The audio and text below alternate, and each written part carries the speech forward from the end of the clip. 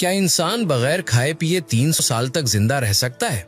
Science कहती है नामुमकिन, लेकिन कुरान कहता है हाँ। सोचिए, आप एक रात सोने जाएं और जब आंख खुले तो दुनिया बदल चुकी हो। आपके कपड़े, आपका पैसा, यहाँ तक कि आपका पूरा शहर, सब कुछ तारीख बन चुका हो। ये कोई टाइम ट्रैवल मूवी नहीं, ये सच है। ये कहानी है उन 7 नौजवानों की जिन्होंने मौत को नहीं बल्कि 309 साल लंबी नींद को गले लगाया। बात है हजारों साल पुरानी रोमन एम्पायर के एक शहर की। वहाँ का बादशाह डिकियानोस खुद को खुदा मानता था। जो उसके आगे नहीं झुकता वो मारा जाता। लेकिन कुछ नौजवान थे जो आम इंसान थे, मगर उनका ईमान पहाड़ से ज्यादा मजबूत था। उन्होंने कहा, हमारा रब वही है जो आसमान और जमीन का रब है। अपने ईमान को बचाने के लिए वो अपना आलीशान घर बार छोड़कर भागे और शहर के बाहर एक अनजान गार में पनाह ली। थकन से चूर होकर वो सो गए, लेकिन वो रात कोई आम रात नहीं थी। अल्लाह ने उनके कानों पर पर्दा डाल दिया। दिन गुजरे, महीने गुजरे, साल गुजरे, सदियों गुजर गईं, मगर वो सोते रहे। कुरान सूरह अल कहफ में फरमाता है कि अगर कोई उन्हें इस हालत में देख लेता तो डर के मारे भाग खड़ा होता।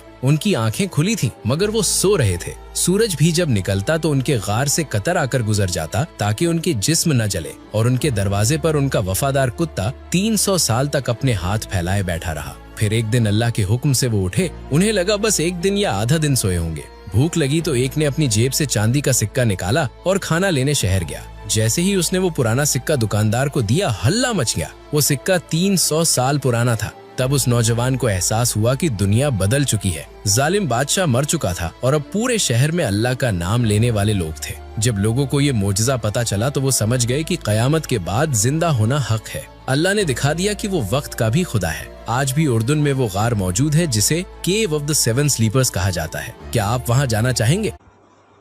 सूरह काफ का जो तर्जुमा है वो मैं आपके सामने पढ़ता हूँ, और मैं ये आप लोगों से अपील करता हूँ कि जैसे हजूर पाक ने सल्लल्लाहु अलैहि वसल्लम से एक रवायत है कि आपने फरमाया कि हर जुमे के जुमे जो सूरह काफ पढ़ेगा इसमें बड़ी बरकतें हैं।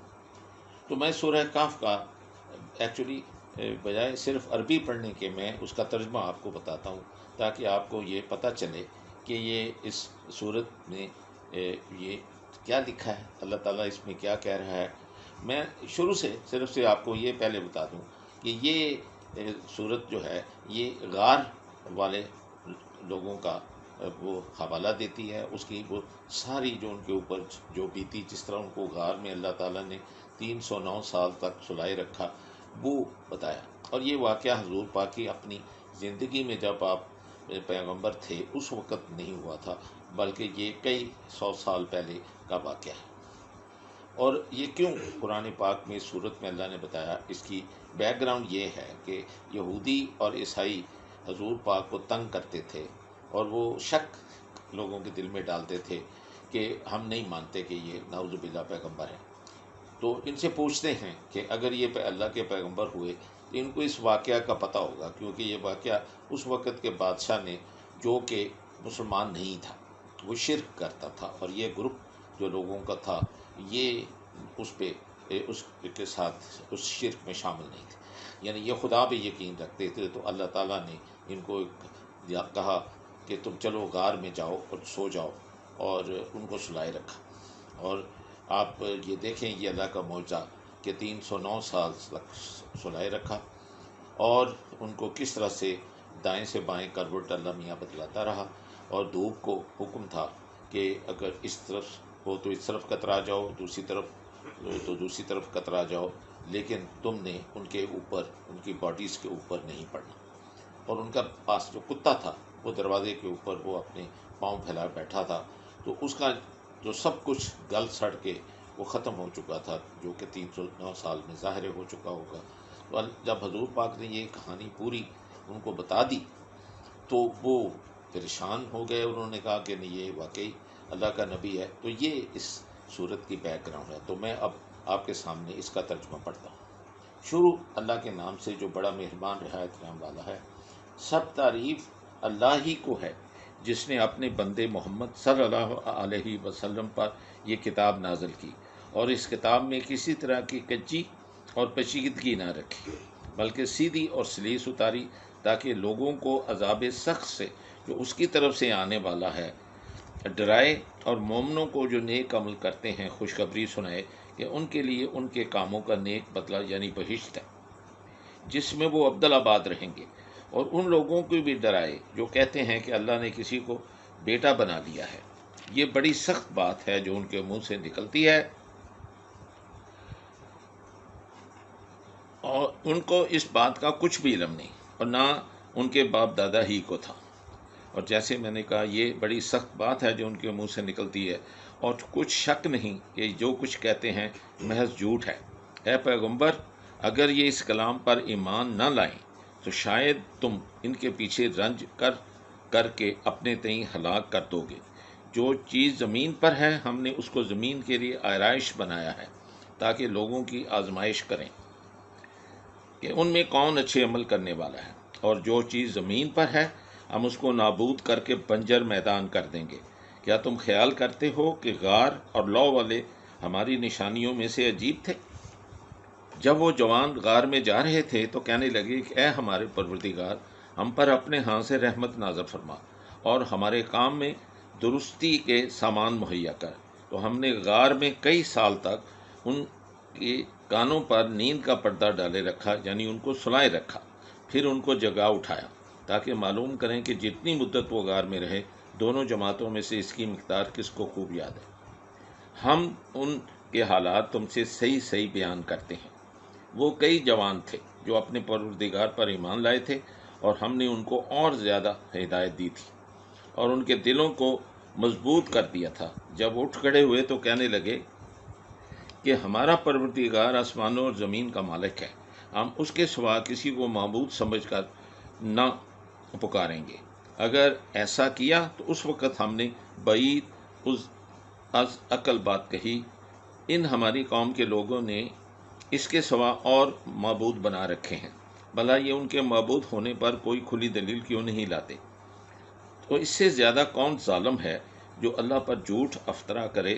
اور جب تم نے ان مشرکوں اور جن کی یہ اللہ کے سوا عبادت کرتے ہیں ان سے کنارہ ہی کر لیا ہے تو غار میں چل رہو، تمہارا پروردگار تمہارے لیے اپنی رحمت وسیع کر دے گا اور تمہارے کاموں میں آسانی کے سامان مہیا کرے گا۔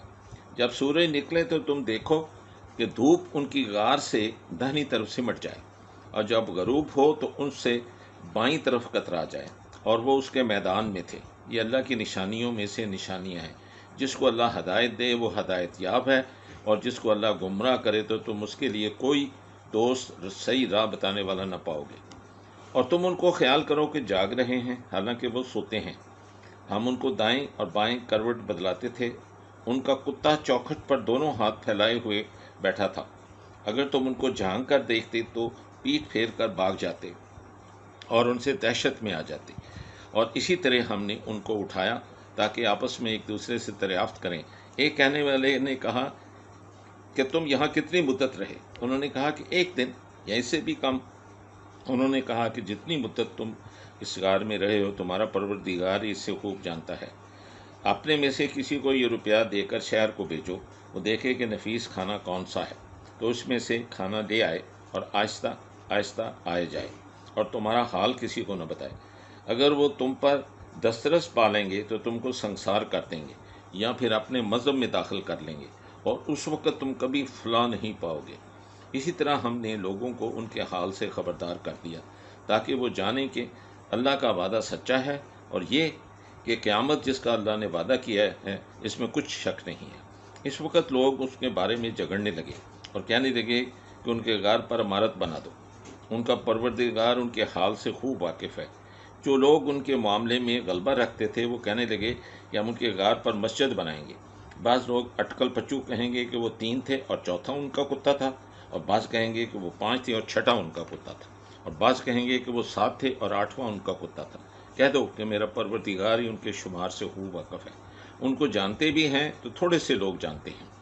تو تم ان کے معاملے میں زیادہ گفتگو نہ کرنا مگر سرسری سی گفتگو کرنا، اور نہ ان کے بارے میں ان میں سے کسی سے کچھ دریافت ہی کرنا، اور کسی کام کی نسبت یہ نہ کہنا کہ میں اسے کل کر دوں گا مگر انشاءاللہ کہہ کر، یعنی اگر اللہ چاہے گا تو کر دوں گا، اور جب اللہ کا نام لینا بھول جاؤ تو یاد آنے پر لے لو، اور کہہ دو کہ امید ہے کہ میرا پروردگار مجھے اس سے بھی زیادہ ہدایت کی باتیں بتائے گا۔ اور اصحاب کہف اپنے غار میں 9 اوپر 3 100 سال رہے۔ کہہ دو کہ جتنی مدت وہ غار میں رہے اسے اللہ ہی خوب جانتا ہے، اسی کو آسمانوں اور زمین کی پوشیدہ باتیں معلوم ہیں، وہ کیا خوب دیکھنے والا اور کیا خوب سننے والا ہے۔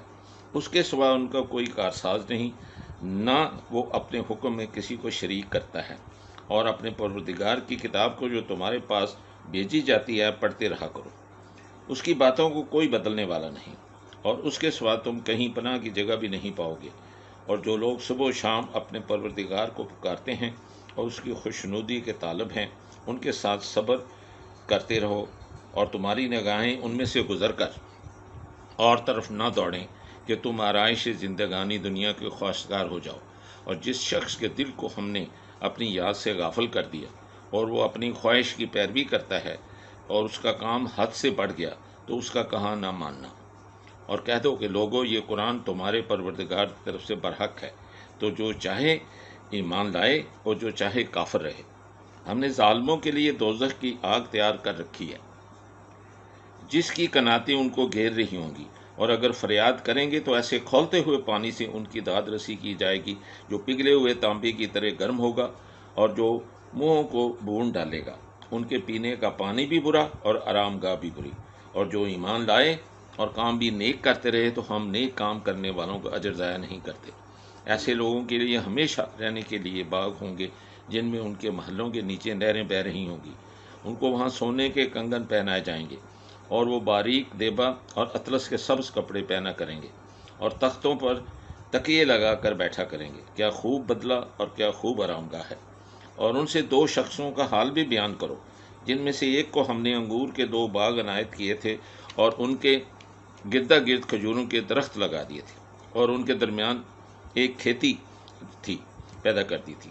دونوں باغ کثرت سے پھل لاتے تھے اور اس کی پیداوار میں کبھی کسی طرح کی کمی نہ ہوتی تھی، اور ان دونوں میں ہم نے ایک نہر بھی جاری کر رکھی تھی۔ اسی طرح اس شخص کو اس کی پیداوار ملتی رہتی تھی۔ تو ایک دن جب کہ وہ اپنے دوست کے ساتھ باتیں کر رہا تھا، کہنے لگا کہ میں تم سے مال و دولت میں بھی زیادہ ہوں اور جتھے اور جماعت کے لحاظ سے بھی زیادہ عزت والا ہوں، اور ایسی شیخیوں سے اپنے حق میں ظلم کرتا ہوا باغ میں داخل ہوا۔ کہنے لگا کہ میں نہیں خیال کرتا کہ یہ باغ کبھی تباہ ہو، نہ یہ خیال کرتا ہوں کہ قیامت برپا ہو۔ اگر میں اپنے پروردگار کی طرف لوٹایا بھی جاؤں تو وہاں ضرور اسے اچھی جگہ پاؤں گا۔ تو اس کا دوست جو اس سے گفتگو کر رہا تھا کہنے لگا کہ تم اللہ سے کفر کرتے ہو، جس نے تم کو مٹی سے پیدا کیا اور پھر نطفے سے، پھر تمہیں پورا مرد بنایا۔ مگر میں تو یہ کہتا ہوں کہ اللہ ہی میرا پروردگار ہے، اور میں اپنے پروردگار کے ساتھ کسی کو شریک نہیں بناتا۔ اور بھلا جب تم اپنے باغ میں داخل ہوئے تو تم نے ماشاء اللہ قوت الا باللہ کیوں نہ کہا؟ اگر تم مجھے مال و اولاد میں اپنے سے کمتر دیکھتے ہو تو عجب نہیں کہ میرا پروردگار مجھے تمہارے اس باغ سے بہتر باغ عطا فرمائے اور اس تمہارے باغ پر آسمان سے آفت بھیج دے تو وہ صاف میدان ہو جائے اس کی، اور یا اس نہر کا پانی گہرا ہو جائے اور تم اس کو پھر اوپر نہ لا سکو۔ اس کے میووں کو جلد ہی عذاب نے آ گھیرا اور وہ اپنی چھتریوں پر گر کر رہ گیا۔ تو جو مال اس نے اس پر خرچ کیا تھا اس پر حسرت سے ہاتھ ملنے لگا اور کہنے لگا کہ کاش میں اپنے پروردگار کے ساتھ کسی کو شریک نہ بناتا۔ اس وقت اللہ کے سوا کوئی جماعت اسی مددگار نہ ہوئی، نہ وہ بدلہ لے سکا۔ یہاں سے ثابت ہوا کہ حکومت سب اللہ برحق ہی کی ہے، اسی کا صلہ بہتر اور اسی کا بدلہ اچھا ہے۔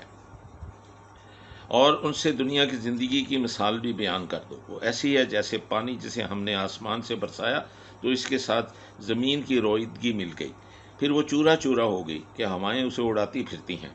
اور اللہ تو ہر چیز پر قدرت رکھتا ہے۔ مال اور بیٹے تو دنیا کی زندگی کی رونق و زینت ہیں، اور نیکیاں ہیں وہ باقی رہنے والی ہیں، اور ثواب کے لحاظ سے تمہارے پروردگار کے ہاں بہت اچھی اور امید کے لحاظ سے بہت بہتر ہیں۔ اور جس دن ہم پہاڑوں کو چلائیں گے اور تم زمین کو صاف میدان دیکھو گے اور ان لوگوں کو ہم سب کو جمع کر لیں گے تو ان میں سے کسی کو بھی نہیں چھوڑیں گے، اور سب تمہارے پروردگار کے سامنے سب باندھ کر لائے جائیں گے۔ تو ہم ان سے کہیں گے جس طرح ہم نے تم کو پہلی بار پیدا کیا تھا اسی طرح آج تم ہمارے سامنے ہاتھ باندھ کر آئے ہو، لیکن تم نے تو یہ خیال کر رکھا تھا کہ ہم نے تمہارے لیے قیامت کا کوئی وقت مقرر ہی نہیں کیا۔ اور عملوں کی کتاب کھول کر سامنے رکھی جائے گی تو تم گناہگاروں کو دیکھو گے کہ جو کچھ اس میں لکھا ہوگا اس سے ڈر رہے ہوں گے اور کہیں گے کہ ہائے شامت، یہ ایک ایسی کتاب ہے کہ نہ چھوٹی بات کو چھوڑتی ہے نہ بڑی کو، کوئی بات بھی نہیں مگر اسے لکھ رکھا ہے، اور جو عمل کیے ہوں گے سب کو حاضر پائیں گے، اور تمہارا پروردگار کسی پر ظلم نہیں کرے گا۔ اور جب ہم نے فرشتوں کو حکم دیا کہ آدم کو سجدہ کرو تو سب نے کیا، مگر ابلیس نے نہ کیا، کیونکہ وہ جنات میں سے تھا اور وہ اپنے پروردگار کے حکم سے باہر ہو گیا۔ کیا تم ابلیس کو اور اس کی اولاد کو میرے سوا دوست بناتے ہو، حالانکہ وہ تمہارے کھلے دشمن ہیں، اور شیطان کی دوستی ظالموں کے لیے اللہ کی دوستی کا برا بدل ہے۔ میں نے ان کو نہ تو آسمانوں اور زمین کے پیدا کرنے کے وقت بلایا تھا اور نہ خود ان کو پیدا کرنے کے وقت بلایا تھا، اور میں ایسا نہ تھا کہ گمراہ کرنے والوں کو اپنا مددگار بناتا۔ اور جس دن اللہ فرمائے گا کہ اب میرے شریکوں کو جن کی نسبت تم گوانے الوہیت رکھتے تھے بلاؤ، تو وہ ان کو بلائیں گے مگر وہ ان کو کچھ جواب نہ دیں گے۔ ہم ان کے بیچ میں ایک ہلاکت کی جگہ بنا دیں گے، اور گناہ گار لوگ دوزخ کو دیکھیں گے تو یقین کر لیں گے کہ وہ اس میں پڑنے والے ہیں اور اس سے بچنے کا کوئی رستہ نہ پائیں گے۔ اور ہم نے اس قرآن میں لوگوں کے سمجھانے کے لیے طرح طرح کی مثالیں بیان فرمائی ہیں، لیکن انسان ہے کہ سب چیزوں سے بڑھ کر جھگڑالو ہے۔ اور لوگوں کے پاس جب ہدایت آ گئی تو ان کو کس چیز نے منع کیا کہ ایمان لائیں اور اپنے پروردگار سے بخشش مانگیں، بجوسس کے کہ اس بات کے منتظر ہوں کہ ان کو بھی پہلے لوگوں کی طرح کا معاملہ پیش آ جائے اور ان پر عذاب سامنے آ موجود ہو۔ اور ہم جو پیغمبروں کو بھیجا کرتے ہیں تو اس لیے کہ لوگوں کو اللہ کی نعمتوں کی خوشخبری سنائیں اور عذاب سخت سے ڈرائیں۔ جو کافر ہیں وہ باطل کی صنعت سے جھگڑا کرتے ہیں تاکہ اس کو حق کو پھسلا دیں، اور انہوں نے ہماری آیتوں کو اور جس چیز سے ان کو ڈرایا جاتا ہے ہنسی بنا لیا ہے۔ اور اس سے ظالم کون ہوگا جس کو اس کے پروردگار کے کلام سے سمجھایا گیا تو اس نے اس سے منہ پھیر لیا، اور جو وہ اعمال آگے بھیگ چکا اس کو بھول گیا۔ ہم نے ان کے دلوں پر پردے ڈال دیے ہیں کہ اسے سمجھ نہ سکیں، اور کانوں پر شکل پیدا کر دیا ہے کہ سن نہ سکیں۔ اگر تم ان کو صحیح راستے کی طرف بلاؤ بھی تو وہ کبھی صحیح راستے پر نہ آئیں گے، اور تمہارا پروردگار بخشنے والا صاحب رحمت ہے۔ اگر وہ ان کی کرتوتوں کو ان کو پکڑنے لگے تو ان پر جھٹ عذاب بھیج دے، مگر ان کے لیے ایک وقت مقرر کر رکھا ہے، اور اس عذاب سے کوئی پناہ کی جگہ نہ پائیں گے۔ اور یہ بستیاں جو ویران پڑی ہیں، جب انہوں نے کفر سے ظلم کیا تو ہم نے ان کو ہلاک کر دیا اور ان کی تباہی کے لیے ایک وقت مقرر کر دیا تھا۔ جب موسیٰ نے اپنے شاگرد سے کہا کہ جب تک میں دو دریاؤں کے ملنے کی جگہ نہ پہنچ جاؤں ہٹنے کا نہیں، خواہ برسوں چلتا رہوں۔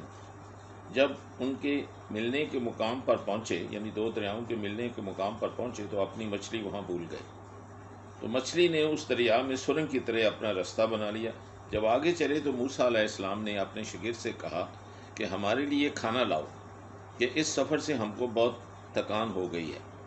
تو ان کے شاگرد نے کہا کہ بلا آپ نے دیکھا کہ جب ہم نے پتھر کے پاس آرام کیا تھا تو میں مچھلی وہیں بھول گیا تھا، اور مجھے آپ سے اس بات کا ذکر کرنا شیطان نے بلا دیا، اور مچھلی نے عجیب طرح سے دریا میں اپنا راستہ بنا لیا۔ موسیٰ نے کہا یہی تو وہ مقام ہے جسے ہم تلاش کرتے تھے۔ تو وہ اپنے پاؤں کے نشان دیکھتے دیکھتے واپس لوٹ گئے۔ وہاں انہوں نے ہمارے بندوں میں سے ایک بندہ دیکھا جس کو ہم نے اپنے ہاں سے نبوت یا نعمت ولایت دی تھی اور اپنے پاس سے خاص علم بخشا تھا۔ موسیٰ علیہ السلام نے ان سے، جن کا نام خضر علیہ السلام تھا، کہا کہ جو علم اللہ کی طرف سے آپ کو سکھایا گیا ہے، اگر آپ اس میں سے مجھے کچھ بلائی کی باتیں سکھائیں تو میں آپ کے ساتھ رہوں۔ خضر علیہ السلام نے کہا کہ تم میرے ساتھ رہ کر صبر نہیں کر سکو گے، اور جس بات کا تمہیں خبر ہی نہیں اس پر تم صبر بھی کیوں کر سکتے ہو؟ تو موسیٰ علیہ السلام نے کہا کہ اللہ نے چاہا تو آپ مجھے صابر پائیے گا، اور میں آپ کی ارشاد کے خلاف کچھ نہیں کروں گا۔ تو خضر علیہ السلام نے کہا کہ اگر تم میرے ساتھ رہنا چاہو تو شرط یہ ہے کہ مجھ سے کوئی بات نہ پوچھنا جب تک کہ میں خود اس بات کا ذکر تم سے نہ کر دوں۔ تو دونوں چل پڑے، یہاں تک کہ جب کشتی میں سوار ہوئے تو خضر علیہ السلام نے کشتی کو پھاڑ ڈالا۔ موسیٰ نے کہا کیا آپ نے اس کشتی کو اس لیے پھاڑا ہے کہ سواروں کو غرق کر دیں؟ یہ تو آپ نے بڑی عجیب بات کی۔ خضر علیہ السلام نے کہا کیا میں نے نہیں کہا تھا کہ تم میرے ساتھ صبر نہیں کر سکو گے؟ تو موسیٰ علیہ السلام نے کہا کہ یہ جو بھول مجھ سے ہوئی ہے اس پر مواخذہ نہ کیجیے اور میرے معاملے میں مجھ پر مشکل نہ ڈالیے۔ پھر دونوں چلے، یہاں تک کہ رستے میں ایک لڑکا ملا تو خضر علیہ السلام نے اس لڑکے کو مار ڈالا۔ موسیٰ نے کہا کہ آپ نے ایک بے گناہ شخص کو ناحق بغیر قصاص کے مار ڈالا ہے، یہ تو آپ نے بری بات کی۔ خضر علیہ السلام نے کہا کہ کیا میں نے نہیں کہا تھا کہ تم میرے ساتھ صبر نہیں کر سکو گے؟ انہوں نے کہا کہ اگر میں اس کے بعد پھر کوئی بات پوچھوں یعنی اعتراض کروں تو مجھے آپ اپنے ساتھ نہ رکھیے گا، کہ آپ میری طرف سے عذر کے قبول کرنے میں غائط کو پہنچ گئے۔ پھر دونوں چلے، یہاں تک کہ گاؤں والوں کے پاس پہنچے اور ان گاؤں والوں سے کھانا طلب کیا۔ ان گاؤں والوں نے ان کی ضیافت کرنے سے انکار کر دیا۔ پھر انہوں نے وہاں ایک دیوار دیکھی جو جھک کر گرا چاہتی تھی، تو خضر علیہ السلام نے اس دیوار کو سیدھا کر دی۔ موسیٰ علیہ السلام نے کہا کہ آپ چاہتے تو ان گاؤں والوں سے اس دیوار کو سیدھا کرنے کا معاوضہ لیتے تاکہ کھانے کا کام چلتا۔ تو خضر علیہ السلام نے کہا کہ اب مجھ میں اور تجھ میں علیحدگی ہے، مگر جن باتوں پر تم صبر نہ کر سکے میں ان باتوں کا تمہیں بھید بتائے دیتا ہوں۔ وہ جو کشتی تھی وہ غریب لوگوں کی تھی، جو دریا میں محنت کر کے یعنی کشتیاں چلا کر گزارا کرتے تھے، اور ان کے سامنے کی طرف ایک بادشاہ رہتا تھا جو ہر ایک کشتی کو زبردستی چھین لیتا تھا۔ تو میں نے چاہا کہ اس کشتی کو عیبدار کر دوں تاکہ وہ اسے غصب نہ کر سکے۔ اور وہ جو لڑکا تھا اس کے ماں باپ دونوں مومن تھے۔ ہمیں اندیشہ ہوا کہ وہ بڑا ہو کر بد کردار ہوگا، کہیں اپنے والدین کو بھی سرکشی اور کفر میں نہ پھنسا دے۔ تو ہم نے چاہا کہ ان کا پروردگار اس بچے کی جگہ ان کو اور بچہ عطا فرمائے جو پاک نیتی میں بہتر اور محبت میں زیادہ قریب ہو۔ اور وہ جو دیوار تھی وہ 2 یتیم لڑکوں کی تھی جو شہر میں رہتے تھے، اور اس دیوار کے نیچے ان کا خزانہ دفن تھا، اور ان کا باپ ایک نیک آدمی تھا۔ تو تمہارے پروردگار نے چاہا کہ وہ جب اپنی جوانی کو پہنچ جائیں تو پھر اپنا خزانہ نکالیں۔ یہ تمہارے پروردگار کی مہربانی ہے، اور یہ کام میں نے اپنی طرف سے نہیں کیے۔ یہ ان باتوں کی حقیقت ہے جن پر تم صبر نہ کر سکے۔ اور پھر تم سے یہ لوگ ذوالقرنین کے بارے میں دریافت کرتے ہیں، کہہ دو کہ میں ذوالقرنین کا حال کسی قدر تمہیں پڑھ کر سناتا ہوں۔ ہم نے ذوالقرنین کو زمین میں بڑی دسترس دی تھی اور ہر طرح کا سامان عطا کیا تھا۔ تو ذوالقرنین نے سفر کا ایک سامان کیا، یہاں تک کہ جب سورج کے غروب ہونے کی جگہ پہنچا تو اسے ایسے پایا کہ ایک کیچڑ کی ندی میں ڈوب رہا ہے، اور اس ندی کے پاس ایک قوم دیکھی۔ ہم نے کہا ذوالقرنین تم اس قوم کو خواہ تکلیف دو خواہ ان کے بارے میں بلائی اختیار کرو، دونوں باتوں کی تم کو قدرت ہے۔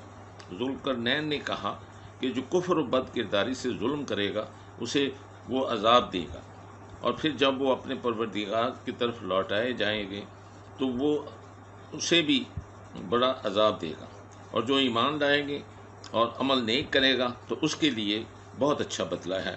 اور ذوالقرنین نے کہا کہ ہم اپنے معاملے میں اس پر کسی طرح کی سختی نہیں کریں گے بلکہ اس سے نرم بات کہیں گے۔ پھر اس نے ایک اور سامان سفر کیا، یہاں تک کہ سورج کے طلوع ہونے کے مقام پر پہنچا تو دیکھا کہ وہ ایسے لوگوں پر طلوع ہوتا ہے جس کے لیے ہم نے سورج کی اس طرف کوئی اوٹ نہیں بنائی تھی۔ حقیقت الحال یوں تھی کہ جو کچھ اس کے پاس تھا ہم کو سب کی خبر تھی۔ پھر اس نے ذوالقرنین نے ایک اور سامان سفر کیا، یہاں تک کہ 2 دیواروں کے درمیان پہنچا تو دیکھا کہ اس کے اس طرف کچھ لوگ ہیں کہ بات کو سمجھ ہی نہیں سکتے۔ ان لوگوں نے کہا کہ ذوالقرنین یہ یاجوج اور ماجوج زمین میں فساد کرتے رہتے ہیں، بھلا ہم آپ کے لیے خرچ کا انتظام کر دیں کہ آپ ہمارے اور یاجوج ماجوج کے درمیان ایک دیوار کھینچ دیں۔ ذوالقرنین نے کہا کہ خرچ کا جو مقدور اللہ نے مجھے بخشا ہے وہ بہت اچھا ہے، تو مجھے قوت بازو سے مدد ہو، میں تمہارے اور ان کے درمیان ایک مضبوط اوٹ بنا دوں گا۔ تو تم لوہے کے بڑے بڑے تختے لاؤ۔ چنانچہ کام جاری کر دیا گیا، یہاں تک کہ جب اس نے دونوں پہاڑوں کے درمیان کا حصہ برابر کر دیا تو کہا کہ اب اسے دھونکو، یہاں تک کہ جب اس کو دھونک کر آگ کر دیا تو کہا کیا میرے پاس تانبا لاؤ کہ اس پر پگھلا کر ڈال دوں۔ پھر ان میں یہ قدرت نہ رہی کہ اس دیوار پر چڑھ سکیں اور نہ یہ طاقت رہی کہ اس میں نقب لگا سکیں۔ تو ذوالقرنین بولا کہ یہ میرے پروردگار کی مہربانی ہے، جب میرے پروردگار کا وعدہ آ پہنچے گا تو اس دیوار کو ڈھا کر ہموار کر دے گا، اور میرے پروردگار کا وعدہ سچا ہے۔ اس روز ہم ان کو چھوڑ دیں گے کہ روح زمین میں پھیل کر ایک دوسرے میں گھس جائیں گے، اور سور پھونکا جائے گا تو ہم سب کو جمع کر لیں گے، اور اس روز جہنم کو کافروں کے سامنے لائیں گے جن کی آنکھیں میری یاد سے پردے میں تھیں اور وہ سننے کی طاقت نہیں رکھتے تھے۔ کیا کافر یہ خیال کرتے ہیں کہ وہ ہمارے بندوں کو ہمارے سوا اپنا کارساز بنائیں گے تو ہم خفا نہیں ہوں گے؟ ہم نے ایسے کافروں کے لیے جہنم کی مہمانی تیار کر رکھی ہے۔ کہہ دو کہ ہم تمہیں بتائیں کہ جو عملوں کے لحاظ سے بڑے نقصان میں ہیں یہ وہ لوگ ہیں جن کی صحیح دنیا کی زندگی میں برباد ہو گئی، اور وہ یہ سمجھے ہوئے ہیں کہ وہ اچھے کام کر رہے ہیں۔ یہ وہ لوگ ہیں جنہوں نے اپنے پروردگار کی آیتوں اس کے سامنے جانے سے انکار کیا تو ان کے اعمال ضائع ہو گئے، اور ہم قیامت کے دن ان کے لیے کچھ بھی وزن قائم نہیں کریں گے۔ یہ ان کی سزا ہے، یعنی جہنم، اس لیے کہ انہوں نے کفر کیا اور ہماری آیتوں اور ہمارے پیغمبروں کی ہنسی اڑائی۔ جو لوگ ایمان لائے اور عمل نیک کیے ان کے لیے بخشش کے باغ مہمانی کے لیے ہوں گے، وہ ہمیشہ ان باغوں میں رہیں گے اور وہاں سے مکان بدلنا نہ چاہیں گے۔ کہہ دو کہ اگر سمندر میرے پروردگار کی باتوں کے لکھنے کے لیے سیاہی ہو تو قبل اس کے کہ میرے پروردگار کی باتیں تمام ہوں سمندر ختم ہو جائے، اگرچہ ہم ویسا ہی سمندر اس کی مدد کو اور کیوں نہ لائیں۔ کہہ دو کہ میں تمہاری طرح کا ایک بشر ہوں، البتہ میری طرف وحی آتی ہے۔ تمہارا معبود وہی ایک معبود ہے، تو جو شخص اپنے پروردگار سے ملنے کی امید رکھے چاہیے کہ عمل نیک کرے اور اپنے پروردگار کی عبادت میں کسی کو شریک نہ بنائے۔